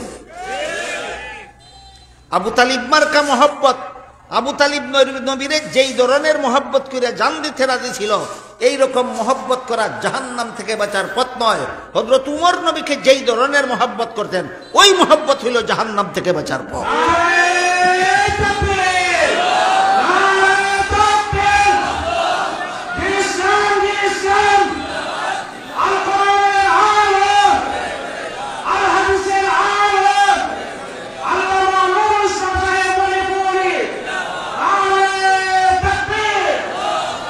যখন রাসূল বললেন কোন দুঃখে কান্দা বলো, তোমার মহব্বতে আমি জান দিতে রাজি আছি, কিন্তু তোমার চোখের পানি বরদাস্ত করতে পারি না, তখন রাসূল বললেন, চাচা, মূর্তি পূজা বন্ধ করে এক আল্লাহর ইবাদতের দাওয়াত দেওয়ার জন্যই আল্লাহ আমাকে নবী বানাইয়া পাঠাইছেন। এইটাই যদি আপনি করতে না বলেন, এইটাই যদি আমি না করতে বলেন আপনি, তাইলে আপনি আমার অভিভাবক থাকেন আর না থাকেন, আমার সহযোগিতা করেন আর না করেন, আল্লাহ যে কাজের জন্য আমাকে পাঠাইছেন সেই কাজ আমার করতেই হবে। তখন আবু তালিব কইল, ঠিক আছে মুহাম্মদ, তাইলে তুমি তোমার কাজ করতে থাকো। এরা যে কইছে পিটাইয়া তোমার শায়েস্তা করে দিব, আমি কথা দিলাম আমার শরীরের এক বিন্দু রক্ত থাকা অবস্থায় তোমার গায়ে কাউকে হাত তুলতে দেব না। তোমার গায়ে হাত তুলতে হইলে আমার জানে মারতে হইব। তোমারে আমি আমার জানার চেয়ে বেশি মহব্বত করি, তোমারে মারবো আর আমি তামসা দেখবো, হইতে পারে না। তোমার উপরে হাত তুলতে হইলে আগে আমাকে প্রাণে মারতে হবে। ঘটনা বুঝে থাকতে বলুন, আবু তালিব কি নবীরে মহব্বত করতেন? কি পরিমাণ? জানের চেয়ে বেশি। সেই আবু তালিবের মরণকালে আল্লাহ রাসূল বললেন, চাচা, আমার মহব্বতে জান দিতে রাজি ছিলেন সারা জীবন, কিন্তু আমার তরিকা গ্রহণ করছেন না, আমার দাওয়াত কবুল করছেন না। নবীর দাওয়াত কি? নবীর দাওয়াত দুইটাই, একটা আল্লাহর ইবাদত, একটা নবীর তরিকা। আল্লাহর ইবাদতে লিপ্ত হও, নবীর তরিকা পালন করো। আল্লাহর ইবাদতে লিপ্ত হও, নবীর তরিকা পালন করো। আমার দাওয়াত কবুল করছো না, তুমি আমার লাগি আমার মহব্বতে জান দিতে রাজি থাকলেও তুমি জাহান্নাম থেকে বাঁচতে পারবে না। আবু তালিবের জবাব দেয়, বাতিজা মুহাম্মদ, তোমার সিরাতুন নবীর আদর্শ গ্রহণ না করলে যে তোমার মহব্বতে জান দিলেও জাহান্নাম থেকে বাঁচা যাবে না, এই বিষয়টা আমার বুঝার বাকি নাই। না বুঝার কারণে মানে না, না বুঝে শুনলেই মানে না। আমার আজকাল অনেকে জিজ্ঞেস করে, কয় হুজুর এত দলিল কে এরা বুঝে না? আমি তোমরা থেকে বালা বুঝে, কয় মানে না কেন? আমি বললাম, যে কারণে আবু তালিব মানে না, এই কারণে এরাও মানে না। আবু তালিব কোন কারণে মানে না শোনেন। আবু তালিব কয়, বাতিজা, তোমার তরিকা গ্রহণ না করলে যে জাহান্নাম থেকে বাঁচা যাবে না, মহব্বতে জাহান্নাম থেকে রক্ষা করবে না, ভালো রকম জানি, তাহলে গ্রহণ করো না কেন? গ্রহণ করি না এই জন্য আমার দল লোক থাকবে না, আমার দলে হক বাতিল বুঝাও, বাতিলের পক্ষেই সাফাবাজি করে, হক স্বীকার করে না, না বুঝার কারণে, না দল ঠিক রাখার স্বার্থে। আবু তালিবের যেই পলিসি, সারা দুনিয়ার সমস্ত বাতিল পন্থীদেরও একই পলিসি। আবু তালিবের জবাব শুনে নবী অত্যন্ত দুঃখিত হইলেন। না, এটা আনন্দিত হইবার কথা, অত্যন্ত দুঃখিত হইলেন। তখন আল্লাহ নবীকে সান্ত্বনা দিয়ে আয়াত নাযিল করে বলেন, ইন্নাকা লা তাহদি মান আহবাবতা ওয়ালাকিন্নাল্লাহা ইয়াহদি মান ইয়াশা। হে রাসূল করিম সাল্লাল্লাহু আলাইহি ওয়াসাল্লাম, আবু তালিব আপনার বড় মহব্বতের চাচা, তাই বলে আপনি তাকে হেদায়েত করবেন, জাহান্নাম থেকে বাঁচাবেন, জান্নাতে নিয়ে যাবেন? কখনো হবে না। কারণ সে হেদায়েত বুঝে, দল ঠিক রাখার স্বার্থে হেদায়েত স্বীকার করে না। এমন লোকরে আমি আল্লাহ হেদায়েত দান করি না। হাদিস শরীফে আল্লাহ রাসূল বলেন সেই আবু তালিবকে জাহান্নামের আগুনের তৈরি দুইটা জুতা তার পায়ে পরাইয়া দেওয়া। কিসের তৈরি জুতা? জাহান্নামের আগুনের তৈরি দুইটা জুতা এই আবু তালিবের পায়ে পরাইয়া দেওয়া। জাহান্নামের আগুনের তৈরি জুতার তাপে তার মাথার মস্তিষ্ক ফেনাইতে থাকবে। আর আবু তালিব মনে মনে ভাববে জাহান্নামে এর চেয়ে কঠিন কোনো শাস্তি আর হতে পারে না। এই শাস্তি আবু তালিবের জাহান্নামে হবে চিরকাল। বুঝে থাকলে বলুন, আবু তালিব জান্নাতি না জাহান্নামী? কতদিনের জাহান্নামী? কেন? নবীরে প্রাণের চেয়ে বেশি মহব্বত করতো না করতো? নবীরে প্রাণের চেয়ে বেশি মহব্বত করে, সিরাতুন নবীর আদর্শ গ্রহণ করে না। এর দ্বারা যদি জাহান্নাম থেকে বাঁচা যেত, তোমরা আগে আবু তালিব জাহান্নাম থেকে বাঁচতে পারত। কিয়ামত পর্যন্ত এই চরিত্র যাদের জীবনে পাওয়া যাবে, নবীর লাগি জান দালাইব, নবীর তরিকা গ্রহণ করবে না, পরকালে আবু তালিব যাবে যেখানে, ওরাও যাবে সেখানে। আর একটা জুসের ঠেলার ঘটনা কইলাম।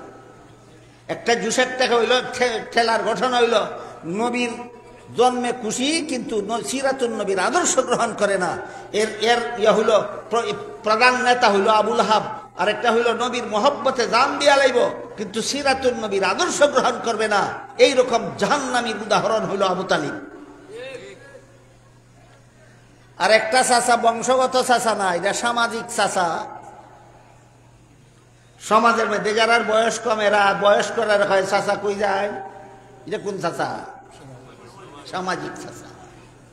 আর একটা সামাজিক চাচা ছিল আবু জাহাল। বংশগত চাচা না সামাজিক? সামাজিক।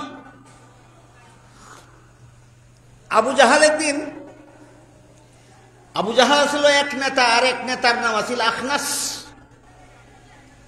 সর্দার আবু জাহাল সর্দার আখনাস রে জিজ্ঞাসা করে, কয় আখনাস, সর্দার আবু জাহাল বলো তো, মুহাম্মদ যে সমস্ত কথাবার্তা বলে সত্য বলে না মিথ্যা বলে? আবু জাহাল চিন্তা করে দেখলো, যদি জবাব দেই সত্য বলে প্রশ্ন আসবে, মানো না কেন? আর যদি কই মিথ্যা বলে তাহলে প্রশ্ন আসবে, যেই লোকটা মিথ্যা বলে এই লোকটাকে 40 বছর পর্যন্ত আল আমিন কইসলে কোনাক কলে। দেখছেনি?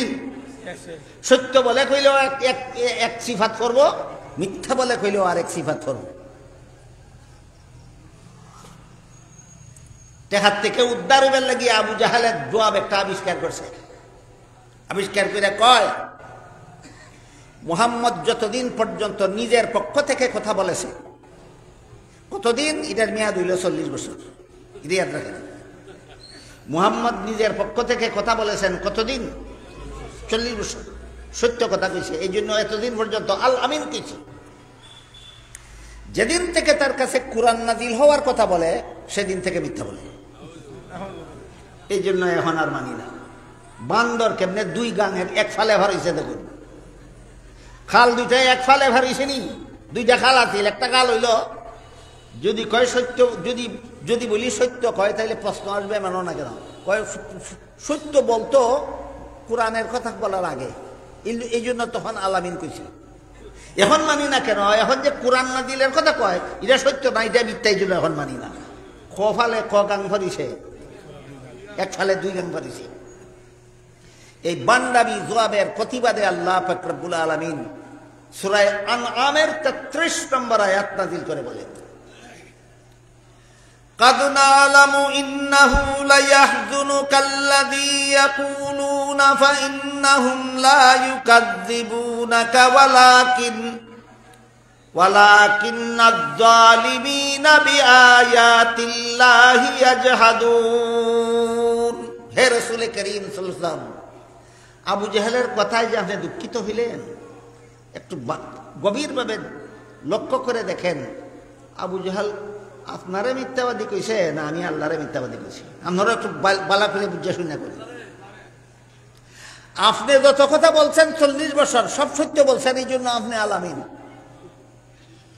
বলেন রসুল 40 বছর পর্যন্ত যত কথা বলেছেন সত্য বলেছেন, এই কথার কি নবীর দোষ না গুণ? আবু জাহেলে নবীর গুণ গাইল নি? গাইছে, হয় নবীর শান গাই। এই তোর আগে আবু জাহেলে নবীর শান গাইছে, কিন্তু নবীর সিরাতুন নবীর আদর্শ গ্রহণ করছে না। সিরাতুন নবীর আদর্শ গ্রহণ না করে নবীর শান গাইলে যদি জাহান্নাম থেকে বাঁচতে পারত, তোরার 14 গোষ্ঠীর আগে আবু জাহাল জাহান্নাম থেকে বাঁচতে পারত। আবার বলেন, ঘটনা বুঝে থাকলে আবু জাহাল নবীর শান গাইছেন। শান মানে গুণ, শানের মর্মার্থ হইল গুণ। আবু জাহেলে নবীর গুণ গাইছেনি, শান গাইছেনি। বন্ডর বন্ড মাজার হুদারিয়ে কয়, মানুষে কয় আমি গান গাই, গান গাই না শান গাই। মানুষে কয় হ্যাঁ গান গায়, আসলে হ্যাঁ গান গায় না, নবীর শান গায়। আপনারা যদি একটু সময় ধৈর্যের সাথে শুনবেন বলেন, তাহলে গান না শান, এটা একটা উদাহরণ জানিয়ে দেবো।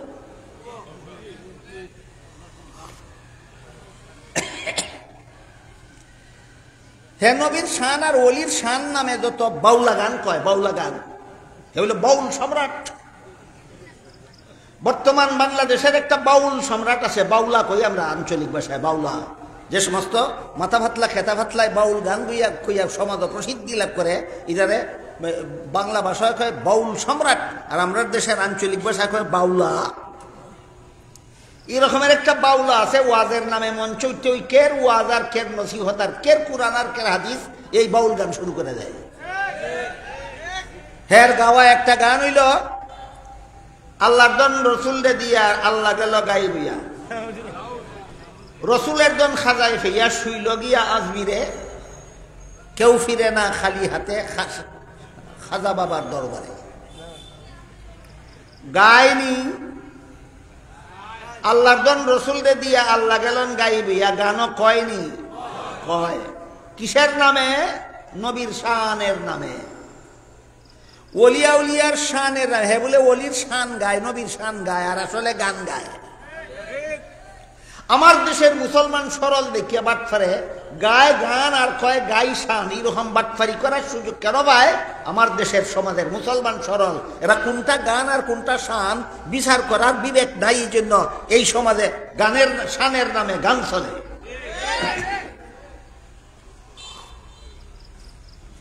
গানটা হইল আল্লাহর দন রসুল দে দিয়া আল্লাহ গেল গাই বিয়া, রসুলের দন খাজায় ফেইয়া শুইল গিয়া আজমিরে, কেউ ফিরে না খালি হাতে খাজা বাবার দরবারে। এই গানটার মধ্যে অলি পূজাও আছে, নবী পূজাও আছে। এই গানটার মধ্যে অলি পূজাও আছে, নবী পূজাও আছে। আপনারা বুঝেন না কেন? কারণ এবাদত কারে কয় আর পূজা কারে কয় আপনাদের সকলের জানা নাই। এই জন্য আগেই কইছি, এবাদত এক জিনিসের নাম আর পূজা আরেক জিনিসের নাম, বুঝলে যাবেন না। ওইটা মনে থাকলে এখন বুঝবেন শান গায় না গান গায়। এই গানের প্রথম অংশ হইল আল্লাহর দন রসুল রে দিয়া আল্লাহ গেল গাই দিয়া। এই বাউলা, আল্লাহর দন বলতে কি বুঝাইছস? ব্যাখ্যা দে। আল্লাহর দন কোনটা কস? তুই আল্লাহর দন যে রসুল রে দিয়েছেন, আল্লাহর দনটা কিটা ক? যদি খোঁজ বলে আল্লাহর দন বলতে জগত যত দন সম্পদ আছে এগুলি যদি আল্লাহর দন হইয়া থাকে, এটা রসুল রে দিয়ে লাইছেন আল্লাহ। আল্লাহ পাক রব্বুল আলামিন কোরআনে বলেন, ওয়ালিল্লাহি খাযাইনুস সামাওয়াতি ওয়াল আরদ, আসমান জমিনের দন আমি আল্লাহর নবীরে দিছি না। আল্লাহর দন বলতে যদি তুই আসমান জমিনের ধনভাণ্ডার বুঝে থাকস, আল্লাহ কোরআনে বলেন আসমান জমিনের ধনভাণ্ডার আমার মালিকানায় রয়েছে, কেউ রে দিছি না, নবীরেও দিছি না। সুতরাং তোর গান গেছে কোরআনের বিরুদ্ধে, তুই কাফের।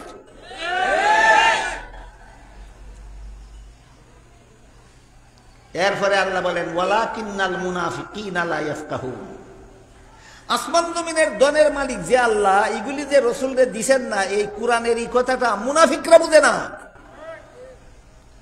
আসমান জমিনের দনের মালিক আল্লাহ, রসুলকে দিছেন না, এই কথা মুমিনে বুঝে না, কইছেন আল্লাহ কোরআনে, না মুনাফিকরা বুঝে না। সুতরাং যে কয় আসমান জমিনের দন আল্লাহ নবীর এ দিয়ে লাইছে, হে মুনাফিক, আল্লাহ কোরআনে বলছেন তুই মুনাফিক। শান না গান? গানটাও মুর্শিদি গান না কুফুরি গান? কুফুরি গান, সরাসরি কোরআনের বিরুদ্ধে। এরপরে বলে আল্লাহ গেছেন গায়ে বিয়া, আল্লাহর দন রসুল রে দিয়া আল্লাহ গেছেন গাই বিয়া। এর আগে আল্লাহ কি তোর সামনে আছি? আল্লাহরে যদি আজির নাজির কস,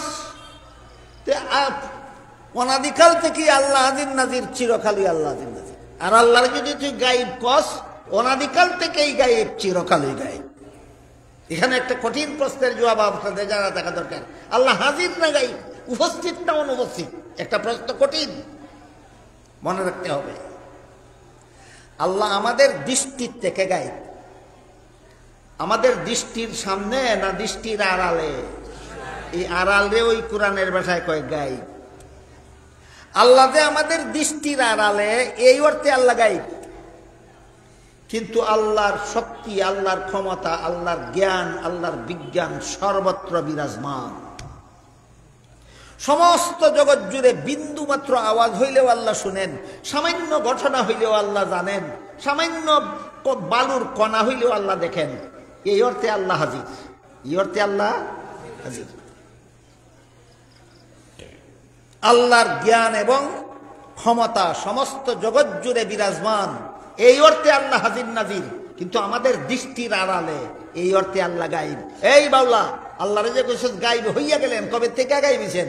যদি গায়েব কষ্ট তো চিরকালই গায়েব, আর যদি হাজির কষ্ট চিরকালই হাজির। তোর গান তো ইদিকে বলো না হিদিকে বলো। এরপরে কয় রসুলের দন খাজায় ফাইয়া, রসুলের দন খাজায় ফাইয়া। আল্লাহ তো দুনিয়ার দন মান্ডা রসুলরে দিছেন ওই না, আল্লাহ রসুলরে দিছেন কিছু অন্য বিষয়। কি বিষয় আল্লাহ রসুলরে দিছেন? আল্লাহ কাদিসে আল্লাহ রসুল বলেন, ইন্নামা আনা কাসিমু ওয়াল্লাহু ইউতি। এই যে ইউতি, রসুল বলেন আল্লাহ আমাকে দেন আর আমি বন্টন করি, আল্লাহ আমাকে দেন আর আমি বন্টন করি, আমাকে দেন আমি বন্টন করি। বলেন রসুল বলছেন কিনা আল্লাহ রসুলকে দেন? বলছেন কিনা? দেন, আমাকে দেন আমি বন্টন। হাদিসের ব্যাখ্যায় লেখা আছে আল্লাহ রসুলকে কি দেন? দুইটা জিনিস দেন, কোরআনের ইলম, হাদিসের ইলম। কোরআনের ইলম, হাদিসের ইলম। আল্লাহ রসুলকে কোরআনের ইলম দেন, আল্লাহ রসুলকে হাদিসের ইলম দেন, আর রাসূল এটা উম্মতের মধ্যে বন্টন করেন। বলেন উম্মতের প্রথম কাতারে কারা? সাহাবায়ে কেরাম। উম্মতের প্রথম কাতারে সাহাবায়ে কেরাম, দ্বিতীয় কাতারে তাবেঈন, তৃতীয় কাতারে তাবে তাবেঈন, চতুর্থ কাতারে মযহাবের ইমামগণ। তাহলে আল্লাহ রসুলরে যে আল্লাহ যে কোরআন হাদিসের এলেম দেন, এটা সাহাবায়ে কেরামরে বাদ দিয়া, তাবেঈন রে বাদ দিয়া, তাবে তাবেঈন রে বাদ দিয়া, সাইর মযহাবের সাইর ইমামরে বাদ দিয়া, সাইর তরিকার সাইর বুজুর্গরে বাদ দিয়া, তোর খাজা বাপরে দিয়া লাইছে ফাল দিয়া কুত্তিকা। বলেন কোরআনের যে এলিম আল্লাহ রসুলকে দান করেন, সেই এলিম খাজা বাবারে দিয়া দেয় না সাহাবাদের মাধ্যমে? আল্লাহর দেওয়া এলিম রসুলের সাহাবাদেরকে দেন, সাহাবা তাদের ছাত্রদেরকে, তারা তাদের ছাত্রদেরকে, তারা তাদের ছাত্রদেরকে। ছাত্রের ছাত্রের ছাত্রের ছাত্র যদি কোনো সময় গিয়ে কোনো খাজা বাবা পাওয়া যায়, তাহলে সে এত ওলি উস্তাদের মাধ্যমে পাইছে, ডাইরেক্ট রসুলের কাছ থেকে পাইছে না। রসুলের শান গায়, হে ওলিয়া উলিয়ার শান গায় না কুফুরি গান গায়? কুফুরি গান গায়। এই হলো শানে, আর গানে বেশ কম। এরপরে গানের মধ্যে কইছে, কেউ ফিরে না খালি হাতে খাজা বাবার দরবারে। খাজা বাবার দরবারে গিয়া যে সন্তান পায়, খাজা বাবা তারে সন্তান দেয়। খাজা বাবার দরবারে গিয়া যে হায়াত চায়, খাজা বাবা তারে হায়াত দেয়। খাজা বাবার দরবারে গিয়া যে জাহান্নাম থেকে মুক্তি চায়, তারে খাজা বাবায় জাহান্নাম থেকে মুক্তি দেয়। খাজা বাবার দরবারে গিয়া যে জান্নাত চায়, খাজা বাবায় তারে জান্নাত দেয়। তোর আল্লাহ কোন খাবের রে? এই তোর আল্লাহ কোন খাবের রে? বলেন, খাজা বাবা যদি সন্তান দেওয়ার মালিক হয়, খাজা বাবা যদি হায়াত দেওয়ার মালিক হয়, খাজা বাবা যদি রূপ মুক্তি দেওয়ার মালিক হয়, খাজা বাবা যদি জাহান্নাম থেকে মুক্তি দেওয়ার মালিক হয়, খাজা বাবারে যদি জান্নাত দেওয়ার মালিক বিশ্বাস করস, তাইলে তুই খাজা বাবার শান গাইছস না খাজা বাবার পূজা করছস? করে পূজা আর কয় শান, করে পূজা আর কয় শান। আমি কি বুঝাইতে পারলাম?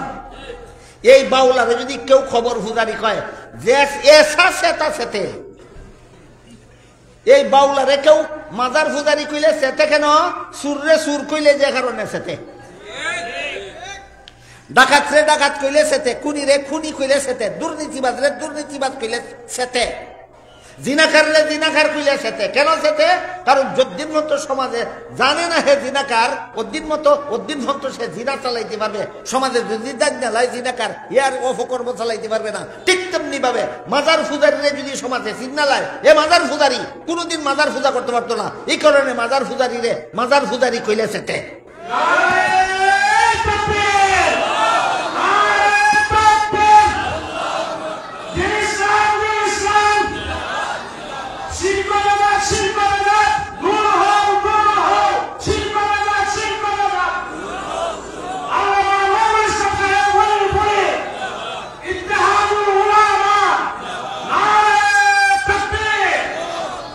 মোহতারাম হাজিরিন, আবু তালিবের ইন্তেকালের সময় মনে আছে নি কথা? আবু তালিবের ইন্তেকালের সময় রসুল বললেন, আমার মহব্বতে জান দিতে রাজি ছিল, আমার তরিকা গ্রহণ করছেন। বলেন রসুলের মহব্বতে আবু তালিব জান দিতে রাজি ছিল কিনা? সিরাতুন নবীর আদর্শ গ্রহণ করছিল? জান্নাতি না জাহান্নামী? বলুন আবু জাহাল নবীর শান গাইছিল কিনা? আল আমিন কইছে কিনা আবু জাহেলেও নবীরে কইছে? এমনকি এই যে ঘটনা বলছিলাম, আবু জাহালকে আখনাসে জিজ্ঞাসা করে মুহাম্মাদের সত্য কয় না মিথ্যা কয়? কি জবাব দিছে? যতদিন নিজে কথা কইছে সত্য কইছে। কতদিন? 40 বছর। যেদিন থেকে কুরআন নাজিলের কথা কয় এদিন থেকে মিথ্যা কয়, জন্য মানি না। জোয়ারে যখন নবী অন্তরে ব্যথা পাইলেন, আল্লাহ পাক রব্বুল আলামিন সূরা আনআমের 33 নম্বর আয়াত নাযিল করে বলেন, কাদ না'লামু ইন্নাহু লা ইয়াহজুনুকাল্লাযী ইয়াকুলুন ফাইন্নাহুম লা ইউকাযযিবুনাকা ওয়ালাকিন্নাজ যালিমিনা বিআয়াতিল্লাহি ইয়াজহাদুন। আপনারে কয় আলামিন আর আমার কোরআন রে কয় মিথ্যা। আপনারে কয় আলামিন, আপনার শান গায়, আপনার মর্যাদা গায়, আপনার গুণ গায়, আমার কোরআনের বিধান মানে না, সিরাতুন নবীর আদর্শ মানে না। বেঈমান! নবীর শান গাইয়া যদি সিরাতুন নবীর আদর্শ না মানলে ইমানদার হওয়া যেত, জগৎবাসীর আগে আবু জাহাল ইমানদার হইয়া যেত। এই তিনটা কাজ সমাজে চলছে জুসের তেলায়, হুসে না। একটা হইল নবীর জন্য খুশি দেখায়, সিরাতুন নবীর আদর্শ গ্রহণ করে না, আবুল হাবের চরিত্র। আর একটা হইল নবীর মহব্বতে জান দিয়া লাইব, সিরাতুন নবীর আদর্শ গ্রহণ করে না, এটা হইল আবু তালিবের চরিত্র। আর একটা হইল নবীর শান গায়, নবীর আদর্শ গ্রহণ করে না, আবু জাহালের চরিত্র। এই তিনটা চরিত্র সমাজে চলছে, হুসে না জুসে? জুসে। এই জন্য আমাদের কোন পথ ধরতে হবে, এই মর্মে একটা হাদিস তিলাওয়াত করছি, এটা কইয়া শেষ করি। আল্লাহ রাসূল বলেন, কুল্লু উম্মতি ইয়াদখুলুনাল জান্নাতা ইল্লা মান আবা, কিলা ওয়া মান আবা, ক্বালা মান আতাআনি দাখালাল জান্নাতা ওয়া মান আসানি ফাকাদ আবা। আল্লাহ রাসূল বলেন, আমার সমস্ত উম্মত জান্নাতে যাবে, কিন্তু যারা আমাকে মানে না তারা জান্নাতে যাবে।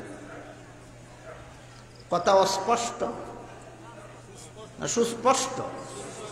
রাসূল বললেন আমার সমস্ত উম্মত জান্নাতে যাবে, কিন্তু যারা আমাকে মানে না তারা জান্নাতে যাবে না।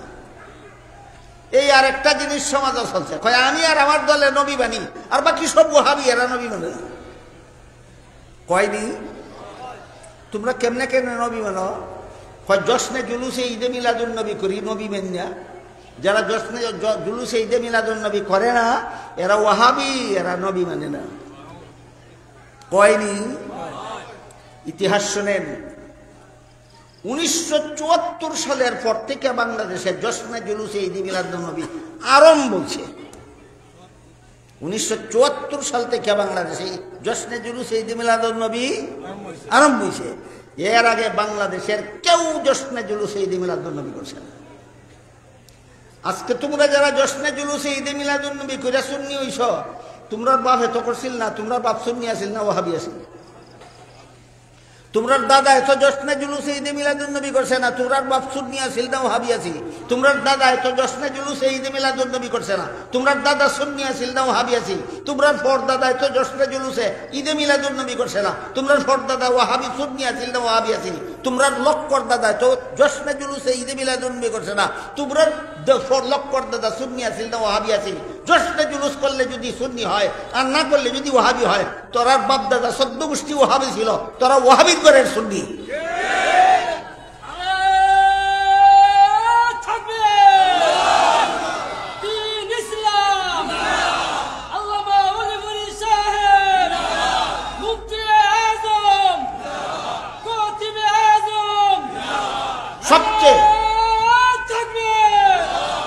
সবচেয়ে বড় মজার ব্যাপার হল রাসূল বলছেন উম্মতের জন্য বৎসরে ঈদ দুইটা, একটা ঈদুল ফিতর, একটা ঈদুল আযহা। ঈদে মিলাদুন নবী রাসূল বলছেন না। ঈদে মিলাদুন নবী না কইলে যদি ওয়াহাবি কাফির হয়, কতর নবীরে কি কইবে? সোয়া লক্ষ সাহাবায়ে কেরামের কেউ কোনোদিন জশ্নে জুলুসে ঈদে মিলাদুন নবী করছেন না। জশ্নে জুলুসে ঈদে মিলাদুন নবী না করলে যদি ওয়াহাবি কাফির হয়, সোয়া লক্ষ সাহাবায়ে কেরামরে কি কইবে? সাফাবাজি হিসাব করা দরকার। এই সমস্ত মন গড়া কাজ করে আর কয় আমরা নবী মানি, ওয়াহাবিরা নবী মানে না। এই প্রশ্নের সুস্পষ্ট জবাব আজ থেকে 1500 বছর আগে আল্লাহ রাসূল দিয়ে গেছেন। নবী বলেন আমার সমস্ত উম্মত জান্নাতে যাবে, কিন্তু যারা আমাকে মানে না তারা জান্নাতে যাবে না। সাথে সাথে সাহাবায়ে কেরাম জিজ্ঞেস করলেন, কিলা ওয়ামান আবা, আল্লাহ রাসূল আপনাকে যারা মানে না তারা যে জান্নাতে যাবে না, আপনি বললেন আপনারে মানে না কেডা কেডা, আমরা চিনাই দিই। বলেন নবী মানে না কে? এই প্রশ্ন সাহাবাগণ নবীকে করছিলেন কিনা? নবী জবাবে বলেন মান আতানি দাখালাল জান্নাতা ওয়া মান আসানি ফাকাদ আবা। আমার তরিকা সিরাতুন নবীর আদর্শ যারা গ্রহণ করে এরা আমারে মানে, আমার তরিকা গ্রহণ করে না, সিরাতুন নবীর আদর্শ গ্রহণ করে না, এরা আমারে মানে না। নবী মানে কে? সিরাতুন নবীর আদর্শ গ্রহণ করে যে আল্লাহ নবী বলেন জান্নাতে যাবে সে। নবী সিরাতুন নবীর আদর্শ যে গ্রহণ করে না, রাসূল বলেন সে নবী মানে না, জান্নাতে যাবে না। আজকে ক্লিয়ার হইল নি নবী মানে কে আর মানে না কে? জশ্নে জুলুস যে করে হে নবী মানে, আর যে করে না ওই নবী মানে না। না সিরাতুন নবীর আদর্শ যে গ্রহণ করে সে নবী মানে। সিরাতুন নবীর আদর্শ যে গ্রহণ করে সে নবী মানে, যে সিরাতুন নবীর আদর্শ গ্রহণ করে না সে নবী মানে না। নবী বলেন সে জান্নাতে যাবে না। খুব ক্লিয়ারলি আল্লাহ কোরআনে কি বলেন দেখেন।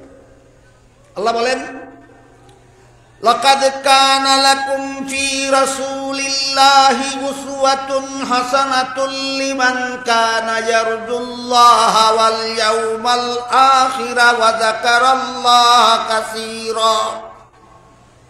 অবশ্যই আল্লাহর রাসূলের মধ্যে রয়েছে তোমাদের জন্য উত্তম আদর্শ। রাসূলের জীবনের যে অংশ অনুসরণ করা যায় না এটারে আদর্শ কয় না, যে অংশ অনুসরণ করা যায়। নবীর জন্মের কোন অংশ অনুসরণ করা যায়? নবী খতনা করা অবস্থায় জন্ম হয়েছেন, অনুসরণ করা যায়? নবী নার কাটা অবস্থায় জন্ম হয়েছেন, অনুসরণ করা যায়? নবী জন্ম হইয়া আল্লাহর শুকরিয়া আদায় করে দোয়া করছেন, অনুসরণ করা যায়? নবীর যে জীবনের যে অংশ অনুসরণ করা যায় না ওই অংশকে আদর্শ বলা হয়নি। নবীর জীবনের যে অংশ উম্মতের অনুসরণ করতে হয় সেটা হলো সিরাতুন নবীর বিশেষ বিশেষ অংশ। এইগুলি যারা মানে, এইগুলি যারা এইগুলির জন্য নবী তোমাদের আদর্শ গ্রহণ করতে পারবে কারা? মুমিন মুসলমান যারা। গ্রহণ করতে পারবে না কারা? মুনাফিক যারা। কাজী আল্লাহ পাক রব্বুল আলামিন আপনাদের আমাদের সবাইকে মন গড়া ভাবে নবী মাইন্যা আশিকে রসুল হওয়ার তৌফিক দিত না, নবীর সিরাতুন নবীর আদর্শ মাইন্যা। আল্লাহ আমাদের সবাইকে সিরাতুন নবীর আদর্শ মাইন্যা নবী মানার তৌফিক দান করুন। সবাই বলুন আমিন।